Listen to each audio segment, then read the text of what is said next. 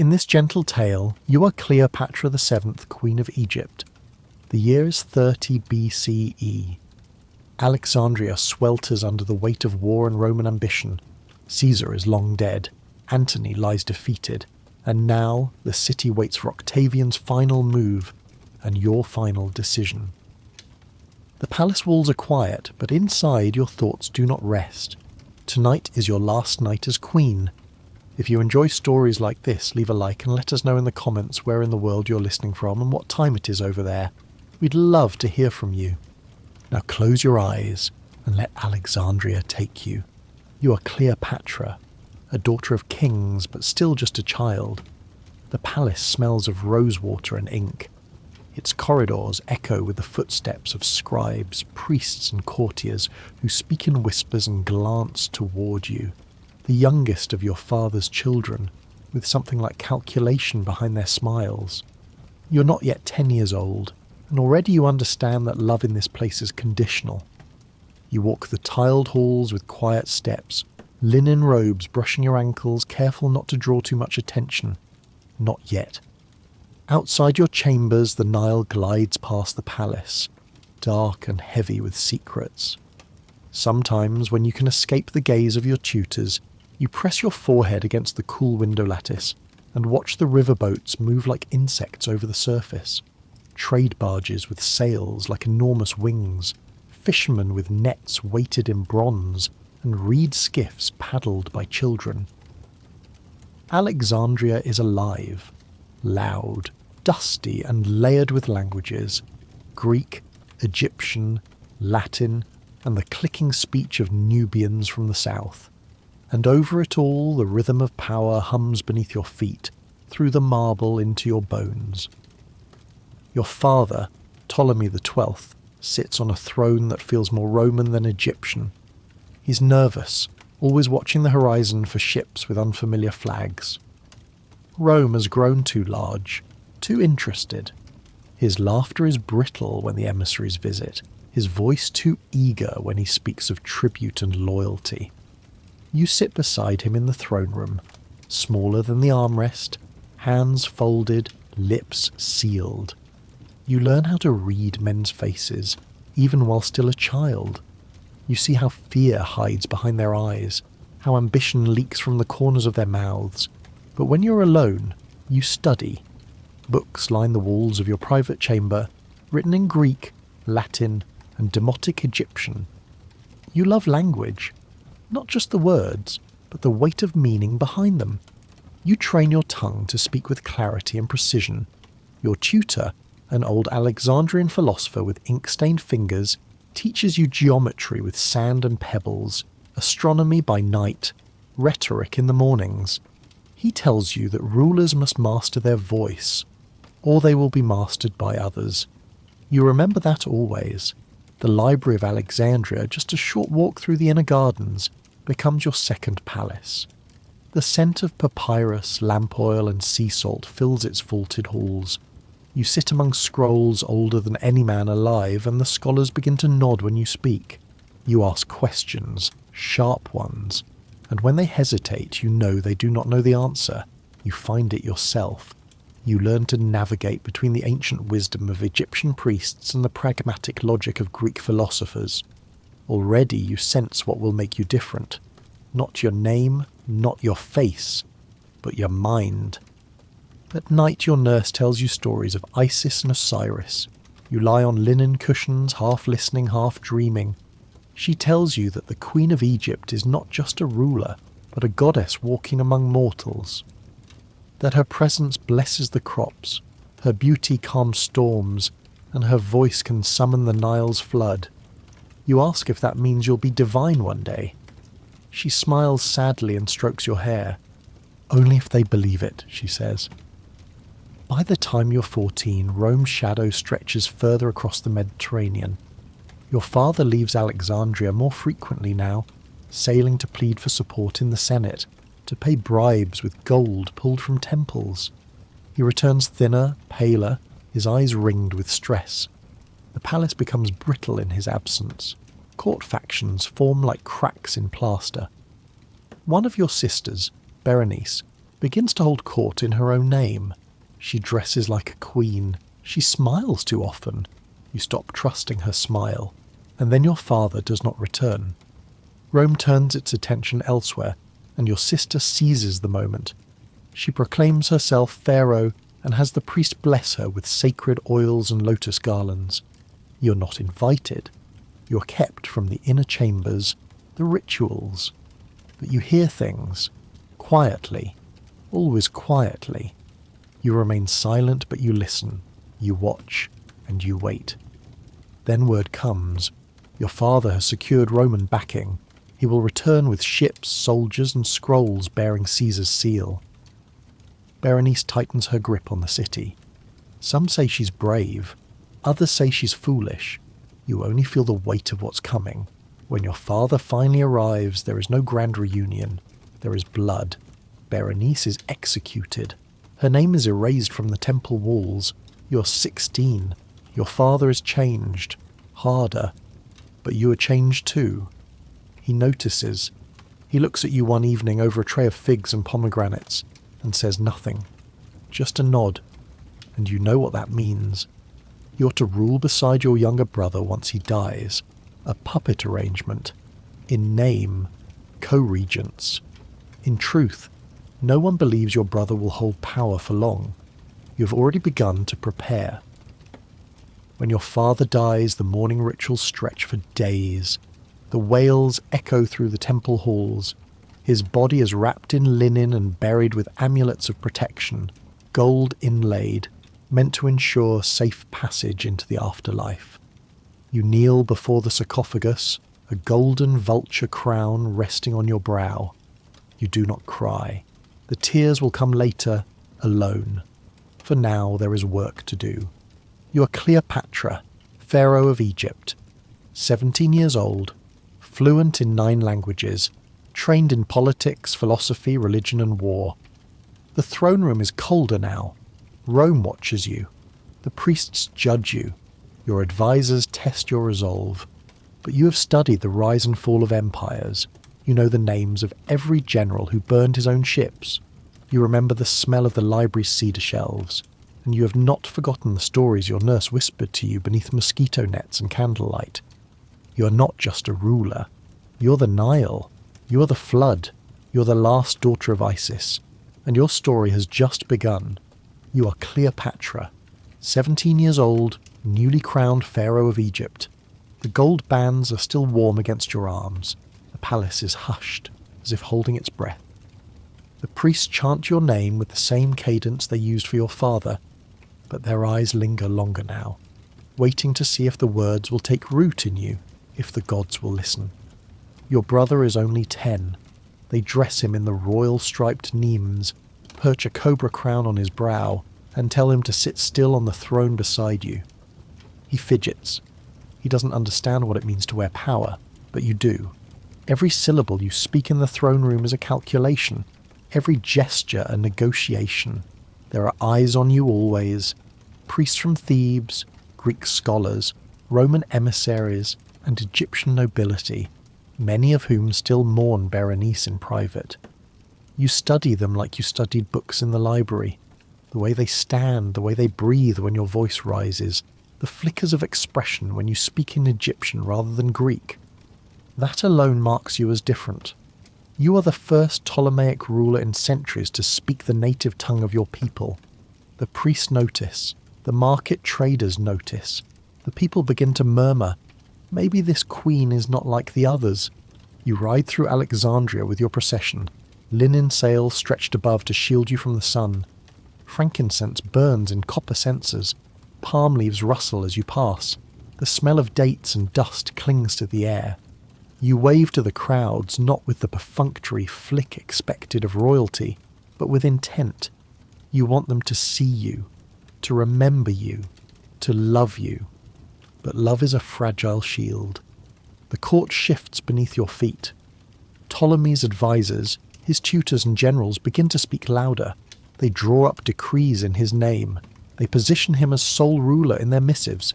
You confront them, calmly, publicly, but they only bow and smile. Behind the curtain they plot. Supplies begin to vanish from your side of the treasury. Orders are overturned in your absence. One morning, you find the guards outside your chamber replaced with men loyal to Ptolemy's vizier. It is subtle at first, then not. By your 21st year, you are forced out of the palace entirely. Exiled from Alexandria, you travel south to Thebes, where the Nile bends and the gods speak louder. The desert air tastes of sand and prophecy. You do not mourn your exile. You build from it. You gather supporters, priests loyal to the old temples, military commanders from Upper Egypt, merchants whose silver has been slighted by your brother's court. You write letters in your own hand, sealed with the lotus sigil of Isis. You speak at temples with poise and fire.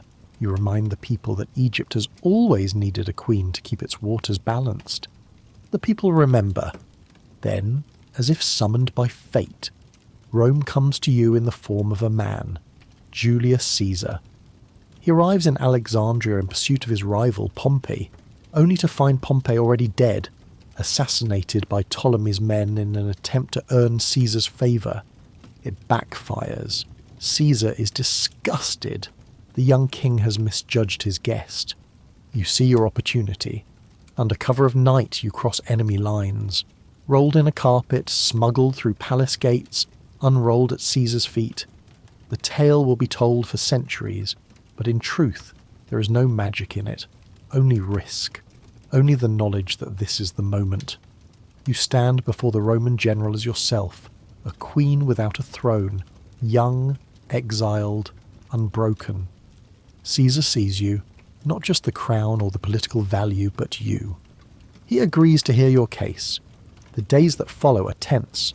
Ptolemy's forces bristle. The streets hum with danger. Caesar takes up residence in the palace. You dine together under torchlight. You speak of Egypt, of gods, of power. He tells you of Rome, not in grandeur but in its fractures. You realize something then. Even empires wear masks. War ignites. Your brother's army lays siege to the palace. Fires rage in the city. The great library suffers. You do not sleep. You wear armour under your robes. Your pulse steady, your gaze sharp. Caesar's legions arrive by sea and turn the tide. Ptolemy flees and drowns in the Nile, his golden breastplate pulling him beneath the current like a god rejected by the river. You are restored to power, not alone. Rome has made its mark. You are queen, but Caesar is Caesar. The priests perform a new coronation ceremony. You stand taller now. Beside you, your youngest brother, Ptolemy XIV, is named co-regent. Another child, a formality. In your private chambers, Caesar lingers longer each evening. He speaks of stars, of destiny, of building a world not just with swords, but with thought. You listen, and you learn again. In the spring, you give birth to a son. You name him Caesarion, Little Caesar. You keep his cradle beneath a painted ceiling of the goddess Nut swallowing stars. Alexandria begins to thrive once more. Trade flourishes. The temples ring with music. The people whisper stories of a queen who seduced Rome itself. But you know better. You did not seduce. You negotiated. You survived. And always you prepare. Because Rome does not sleep forever. You are Cleopatra, Queen of Egypt, mother of Caesarion. And the news from Rome reaches you like a poisoned arrow. Caesar is dead. It arrives not in the usual manner. No letter sealed with red wax, no herald draped in Roman colours. It comes as a tremor in the breath of a merchant stepping off a grain ship. You're standing in the sunlight that spills across the palace garden, watching Caesarion tug at the stalks of blue lotus when the words reach you. Assassinated in the Senate. Stabbed by men he once called friends. For a moment everything stills. The air grows tight, as though the entire city is holding in its breath. Even the Nile, visible in the distance beyond the whitewashed pillars, seems to pause. You send Caesarion inside, then you begin to plan. You know what this means. Not just grief, not just the slow, aching collapse of something you had begun to believe in, but war. Rome eats its dead, and in the wake of Caesar's fall, the city will rip itself apart. Already you can see it in your mind, the senators shouting, the streets filling with mobs, the generals lining up behind new banners. Your eyes sharpen. You're not a widow. You were never a wife. But Caesar was your axis, your shield in Roman politics, and now the centre has vanished. In his place, 3 powers rise. Octavian, his named heir, Mark Antony, his closest general, and Lepidus, a shadowy figure of compromise. You watch them from afar. You do not mourn publicly. There are no funeral rites, no coins struck with Caesar's face. That is not your role. You are not Roman, you are Pharaoh. Instead, you secure your position in Egypt. You elevate Caesarion, issue decrees in both his name and yours, reinforce your divine lineage with Isis iconography. You meet with priests, commanders, merchants, and scholars. You replant the symbolism of your reign, not in Caesar's shadow, but beside it. The goddess who bore a son, the mother queen, the last true ruler of the Nile. Years pass, Rome descends into chaos. Alliances fracture, armies shift, and cities burn under banners of rival factions. You send no troops.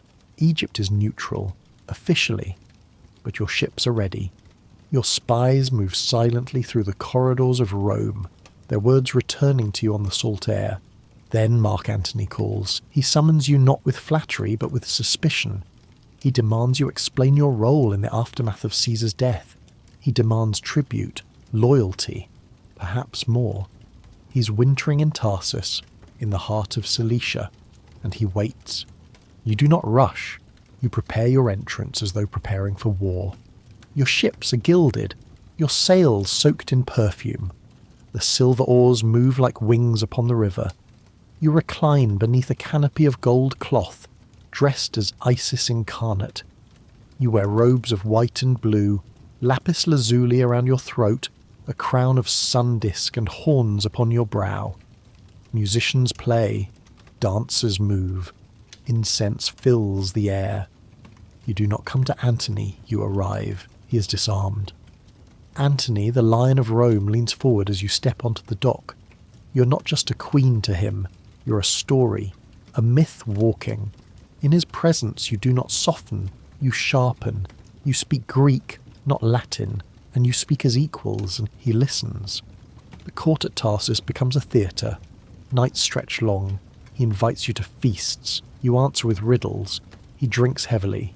You sip wine like it is honeyed strategy. He boasts of conquests. You speak of stars, of Nile tides, of the architecture of dynasty. When you leave, he comes with you. Back to Alexandria, back to your throne. In the weeks that follow, your alliance with Mark Antony deepens. It is not just lust, though there is that. It is power. 2 sovereigns, one Eastern, one Western, both outcast in different ways, finding something formidable in each other. Antony brings Roman legions. You offer Egypt's wealth. Together you become more than rulers. You become legend. You give birth to twins.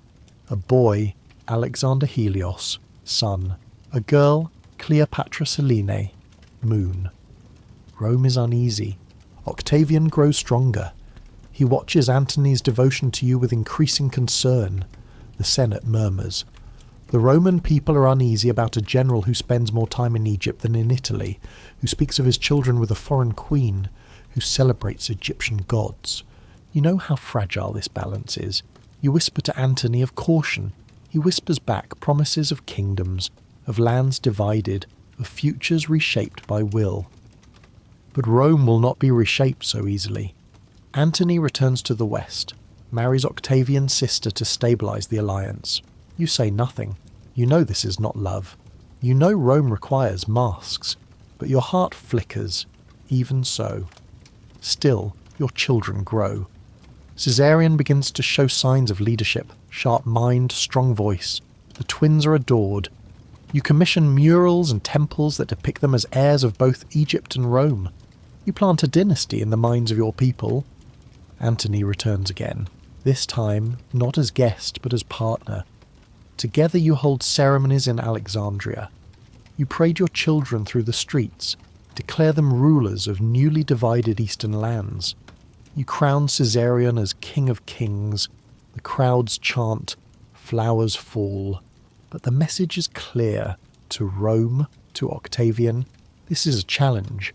Octavian acts swiftly. He brands you a sorceress, a corrupter of Roman virtue, a queen who whispers poison into Antony's ear. The Senate declares war, not on Antony, not yet, but on you, on Egypt. The message could not be clearer. They fear you. You prepare for war. Antony gathers his fleets. You supply ships, silver and soldiers. Your palace becomes a command centre. Scrolls are spread across stone tables, strategies debated by torchlight. You are not silent. You advise. You lead. This is your kingdom as much as his cause. The war comes slowly, then all at once. At Actium the two forces meet, sea against sea, the wind sharp, the air thick with tension. You command your ships from a golden prow, hair braided, eyes fixed on the horizon. But the battle turns, chaos spreads, fire catches on sails, orders are lost in the thunder of rams and screams. Then the moment, Antony breaks formation. His ship turns. He sails not toward victory but toward you. You follow. You flee together. The fleet crumbles. You return to Egypt, defeated but not broken. You hide your tears, not for the loss, but for what comes next. Antony grows bitter, isolated. Rome surrounds you like wolves in high grass. The city grows quiet. Traders vanish. Allies write colder letters. You walk the halls of the palace in silence. Still, you do not stop. You store grain. You secure the treasury. You send Caesarion east to the Red Sea port, away from the danger. You tell him to wait, to survive.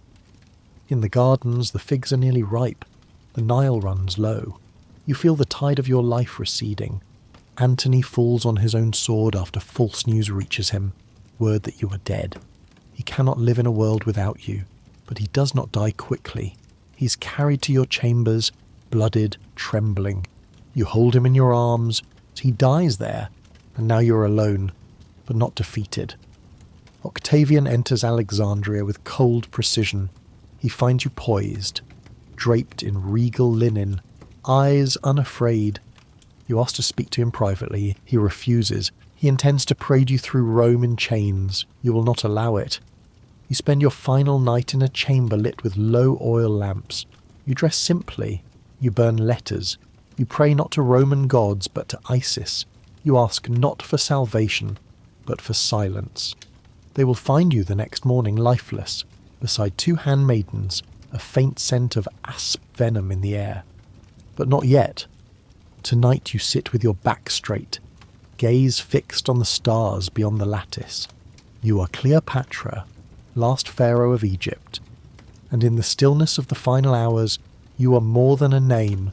Your memory, myth, flame, and you choose your ending. You are Cleopatra, 40 years old, the last Pharaoh of Egypt. Your crown rests on a carved ebony stand, no longer on your brow. The citadel of Alexandria is hushed, hollow, like a once great shell washed ashore by a retreating tide. The Roman banners flutter above the city, their fabric stiff in the salty breeze. The eagle has landed. You walk alone now through marble halls that once echoed with laughter and court music. Even your footsteps seem to soften in respect. Mark Antony is dead. The memory of him still clings to the walls. His voice in the war room, his hand on your shoulder during storms. Gone. The air still carries the smell of bronze and seaweed from the harbour, but it cannot drown the iron scent of ending. Your attendants are quiet. The palace staff moves like shadows. You sit long hours in your chamber, a stylus in your fingers, parchment spread across your writing table. You write, not to mourn, but to seal what can still be saved. Letters to your children, to loyal priests in Thebes, to trusted traders who once crossed the Red Sea on your word. You're not planning for resurrection. You are laying stones for remembrance. You have no illusions. Octavian is in the city. The young wolf of Rome has played his part with precision, cold, brilliant. He does not shout. He does not burn. He simply moves forward, step by step, until all roads lead to him. He has taken the palace of your father. He has seized the granaries, the port, the silver vaults. He has offered no terms, only presents. You meet him once. He enters with Roman guards flanking him, wearing his imperium-like armour. You rise to greet him not as a supplicant, but as a sovereign. Your chin lifted, your voice steady. You speak in measured tones, each word weighed like gold. He does not mock you. He's not Antony. He listens, he nods, but his eyes reveal little. When you speak of Egypt's independence, he smiles. When you speak of Caesarion, your son by Julius Caesar, he grows still. He says nothing, but you feel the decision in him. He cannot allow another heir to challenge his rule. Caesarion is a living threat, a symbol of Rome's past and a rival to Octavian's future. You understand then. You will not be paraded through the streets of Rome. You will not allow it. You will not wear chains while crowds scream at your chariot. You have too much pride, too much history, but there is time still. In the palace garden, the pomegranates are just beginning to blush. The pool ripples beneath hanging vines. You sit beside the reflecting water, watching dragonflies flicker above the lilies. Your children play in silence, their nursemaids closed, their laughter subdued. You gather your daughter Cleopatra Selene to your lap. You touch her hair gently, feeling its softness between your fingers. You do not speak of Rome. You do not speak of tomorrow, only of the stars, how Selene's name means moon, how it will rise even after the sun has set. That night, you sleep little. You walk through your treasury one last time. Gold gleams in torchlight. Coins stamped with your face, bejeweled collars, leopard skins, foreign silks. But they feel cold to the touch now, like offerings in a tomb. You leave instructions for burial, for Caesarion's escape. You do not know if your orders will be obeyed, but you write them anyway. Then comes the moment. In a chamber draped in violet linen lit by low burning oil lamps you dress. Not in morning black, but in royal linen, white and gold with lapis at your throat. You braid your hair with care. You line your eyes with kohl. You smell of myrrh, of sandalwood, of ancient rites. You are not preparing to die. You are preparing to be remembered. Two of your most trusted handmaidens enter, Eris, Charmian. They kneel beside you, their eyes wet but their hands steady. You do not speak farewell, only nod, only breathe. The asp arrives in a woven basket nestled beneath figs. It moves slowly, almost shyly, its scales patterned like carved stone. Sacred to Isis, the asp is both guardian and gatekeeper. You lift it gently, holding its body with reverent care. You do not fear pain, you fear only failure. The bite is quick, a sharp pulse, a warmth spreading through your veins, a pull, like a tide going out. You lie back on a divan, the linen cool beneath your skin, your fingers grow still. The last sound you hear is the quiet hush of the curtain swaying in the breeze. You are not afraid. You are Cleopatra, Queen of Egypt. Your story will be twisted, softened, dramatized. Poets will invent lovers' sighs. Painters will drape your death in rose petals. But in this final hour there is no tragedy. There is only choice. You die with your eyes open. The Romans find your body later. Octavian stands over you.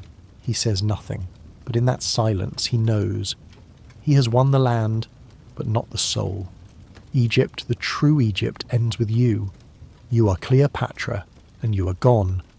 But the palace still carries your warmth. Your scent lingers on the linen. Your voice, though silenced, echoes behind the curtains, beneath the floor tiles, in the memories of every servant, every priest, every child who glimpsed you in the gardens. They come quietly that morning. Roman guards move with precise steps. Octavian does not send soldiers to drag your body through the street. He sends silence, a physician, a scribe, a slave. They find you resting as though asleep, lips parted slightly, skin growing pale beneath the golden sunlight creeping through the slats. Charmian lies near, head turned gently, iris too. All three of you wear the same expression, not agony, but control. Octavian stands in the doorway. For the first time in months, perhaps years, he looks uncertain. He had planned to march you through Rome, captive, veiled, silent beneath chains. You robbed him of that. You made your death your final gesture. Not a surrender, a proclamation. You would not be Rome's prize. He orders you buried with honours. He allows no cheering, no mockery. He permits Egyptian rites, supervised but intact. The priests wash your body in sacred oils. Your hands are folded over your chest. Papyrus scrolls with prayers to Isis are tucked beneath your arms. They carry you through Alexandria not in shame but in reverence. The people weep. They had watched you grow from a young queen to the mother of their nation. They knew your flaws, your temper, your extravagance, but also your mind, your leadership, your presence. The tomb of Antony and Cleopatra rises near the sea. It is not finished, but stone is carved, vessels placed, oil lamps lit, your body laid beside his. You will remain together, forever etched in history, not as lovers in a poem, but as rulers who shaped empires. But you are not here now. You are smoke, memory, whisper, and you watch. Octavian turns now to the business of annexation. Egypt is no longer a kingdom, it is a province. The grain stores become Roman property. The temples are counted, taxed, measured. The harbour fills with Roman galleys. Latin tongues echo off Greek statues. A new world settles like dust over marble. But there are still sparks of you. Your children survive, and your son, Caesarion, does not. Octavian sends men. They find the boy near Berenice fleeing south.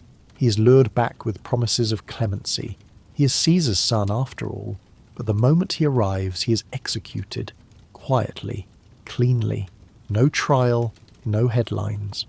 Too many Caesars is not good, Octavian is said to have muttered.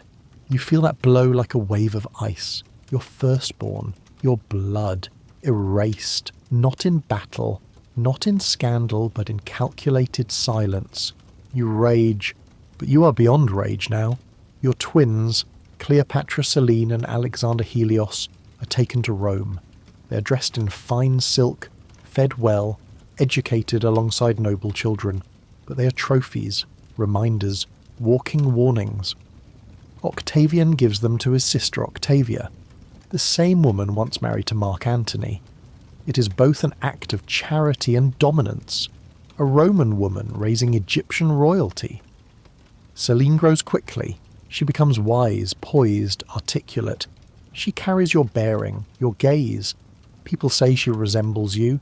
She marries a North African king, Juba II of Mauritania. Rome arranges it, but Selene turns it to her favour. She becomes queen. In her court she decorates in Egyptian style, lapis and gold, papyrus and lotus. She names her son Ptolemy, a whisper of the dynasty you built, a fragile echo but an echo nonetheless. Through her, you persist. In Alexandria they still speak your name. Merchants swear by you when setting prices. Midwives sing lullabies about the queen who wore coal-like armour. Children play games in the shadow of your statues. Some still believe you became Isis, that you were never really mortal. But temples fall.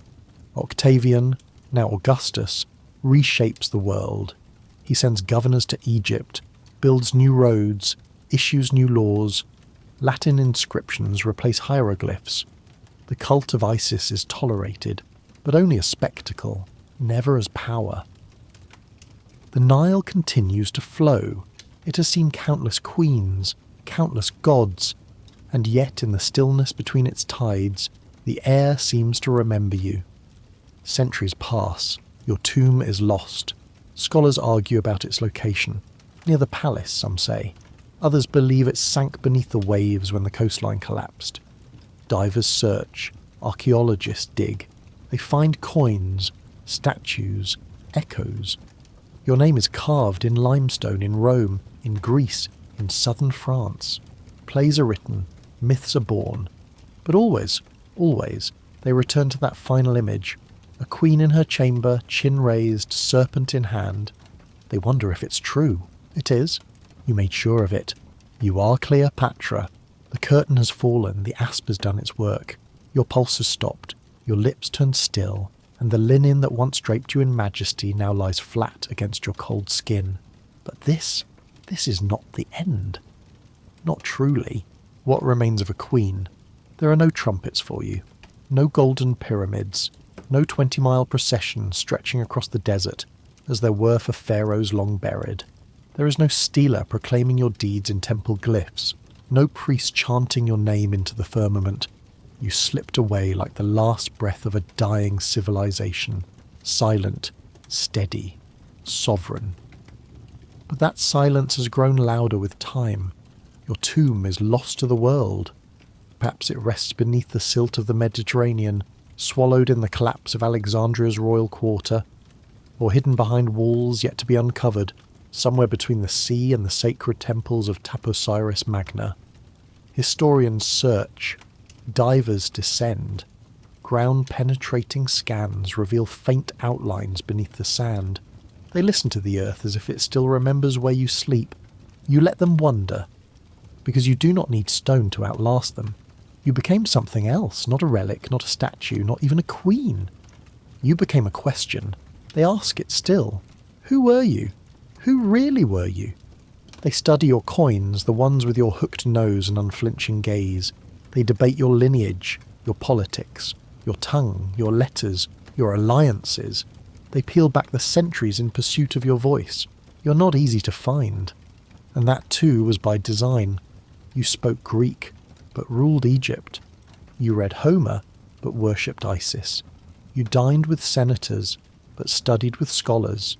You built ships, brokered grain deals, wrote treaties, and sang lullabies. They cannot pin you down, and so they turn you into myth. A sorceress, a seductress, a woman who loved too boldly, ruled too fiercely, died too beautifully. But they are wrong. You were not the last queen because of your beauty. You were the last queen because you understood power, not as something seized, but something woven, delicate and durable, like linen. Rome could not unweave you. They paraded your memory even as they buried your history. Augustus put your name on his scrolls, your image on his victories, your defeat as his triumph. And yet, even in defeat, you remained alive in the shadows of every forum, every theatre, every whispered story told around hearths and hearths. Centuries passed. They came with crusades and conquests. They melted statues, burned scrolls, translated your name into tongues that had no word for Pharaoh. But still, you endured. You are Cleopatra. You moved through Shakespeare's quill, through Chaucer's verse, through Voltaire's wit, through silent films and golden reels. You dance in opera halls. You command stages in Paris and New York. You stand on marble steps in museums where tourists press their palms against glass to touch your likeness, even for a breath. And they do not know what they are touching. They are touching war. They are touching womanhood. They are touching the edge of empire. In your death, the Ptolemaic dynasty vanished. Egypt became a Roman province. Your throne dissolved into parchment. But you did not vanish. Your daughter lived. Cleopatra Selene, the child you raised beneath palm fronds and limestone. She survived the parade. She survived the palace of Octavian. She carried you in her spine, her step, her spine. She ruled Mauritania with a quiet grace. She built temples in your name, taught your language to her children. She inscribed your name on walls where Rome could not erase it. She became the echo of your reign, reassembled in fragments but with the same pulse. Even now, archaeologists uncover her likeness. Coins, mosaics, bits of text. The torch you passed to her did not die. It flickered. It flickers still. There is a story passed between generations in Alexandria. An old fisherman swears his grandfather once saw a light flickering beneath the bay, late at night. A glow, faint and amber, just beyond reach. They say it is the Queen's tomb, that it breathes like the tide. No one knows if it is true, but the belief, that is what matters, because you are Cleopatra, and belief was always your greatest weapon. Belief in your rule, belief in your gods, belief in your right to exist, to lead, to write history, not with a chisel, but with your choices. The world changed because of you, and you remain unclaimed. Not Roman, not Egyptian, not Greek, just Cleopatra.